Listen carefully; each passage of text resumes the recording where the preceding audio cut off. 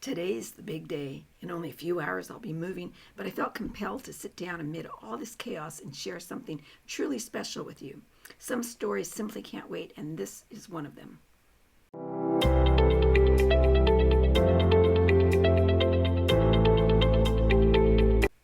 Greetings.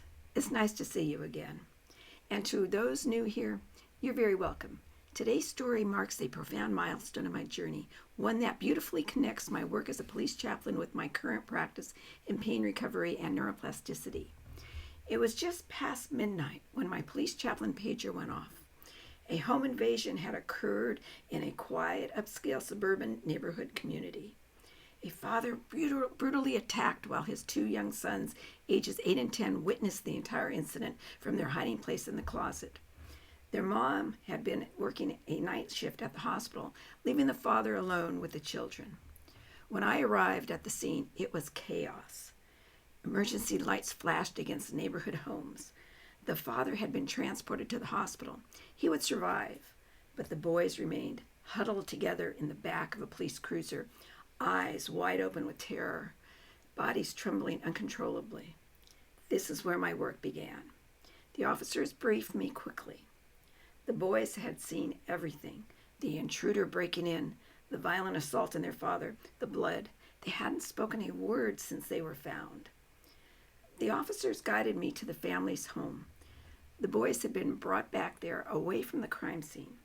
I found them sitting at their kitchen table, deliberately positioned away from the front room where blood was splattered across the rug. I introduced myself as Chaplain Bonnie and sat with them. Their eyes met mine, vacant, in shock. The younger boy's breathing was rapid and shallow. The older one had an arm wrapped protectively around his brother, his jaw clenched tight. "Right now, your bodies are feeling very scared," I said softly. "That's what bodies do to protect us. But I know something that can help your body feel safe.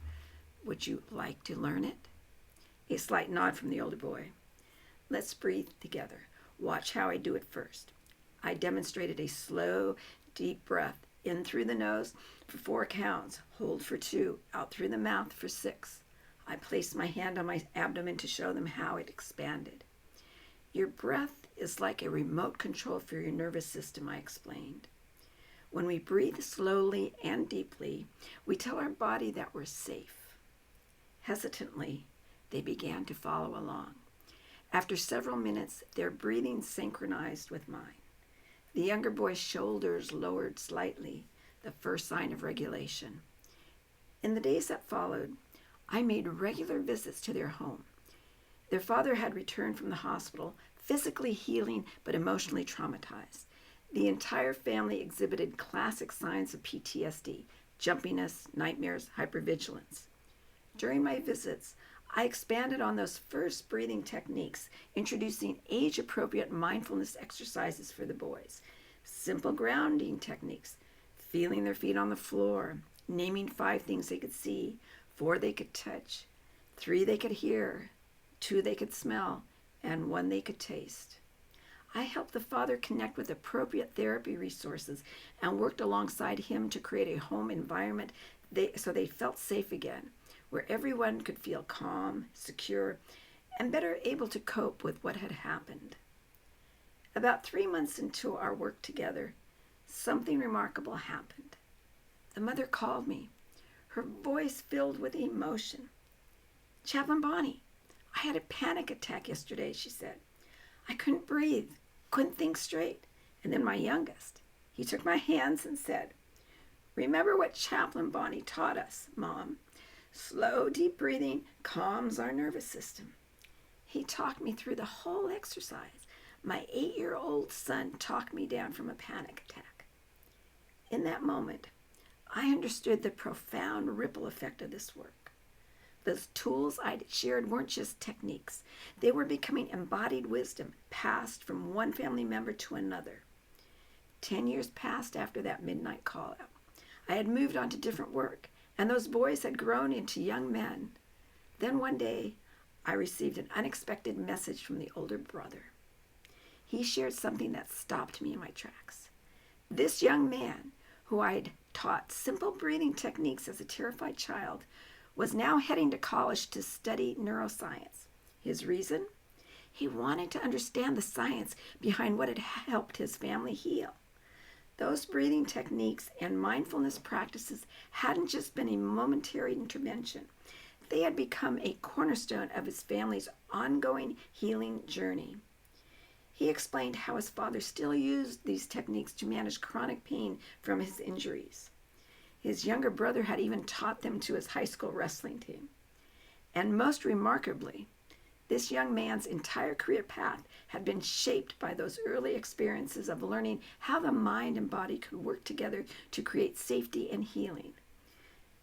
This story encapsulates everything I believe about healing, whether it's from acute trauma or chronic pain. My own recovery from 30 years of complex regional pain syndrome taught me that the principles are remarkably similar. What I didn't know during my chaplaincy years was that the same neuroplasticity techniques I was teaching trauma survivors would eventually become the foundation of my own healing journey and my current practice. Pain, like trauma, creates pathways in our nervous system, pathways that can become deeply ingrained. Both conditions hyperactivate our threat detection systems, keeping us locked in cycles of suffering. But the brain's remarkable plasticity, its ability to form new connections and patterns, offers us a way forward. Those breathing techniques and exercises I taught two terrified boys at their kitchen table, carefully positioned away from the trauma scene, were actually the first steps in neuroplastic healing, interrupting the trauma response, creating a moment of safety, and laying down new neural pathways. As I leave this home and prepare for the next chapter, I'm struck by how our stories continue long after we think they've ended. That midnight call out was just the beginning of a story that would unfold over decades, touching multiple lives in ways I couldn't have imagined. This is why I do this work. Whether as a chaplain, a licensed clinical social worker, or now as a pain recovery practitioner. Our nervous systems speak a universal language. The same principles that help those boys through acute trauma have helped countless others, including myself, recover from chronic pain conditions that conventional medicine considered permanent. Every intervention ripples and everything connects, so the plant's a seed that may bloom or even decades later. So yes, today's moving day, but some stories simply can't wait for all my boxes to be unpacked. Some stories need to be told in the in-between spaces of our lives because they remind us why we do what we do. Thank you for listening to another episode of Unveiling Beyond the Surface. This is Chaplain Bonnie, not only saying so it's bye for now and wishing you a comfortable week, but I'm also wishing you hope and the knowledge that your story too continues to unfold in beautiful and unexpected ways.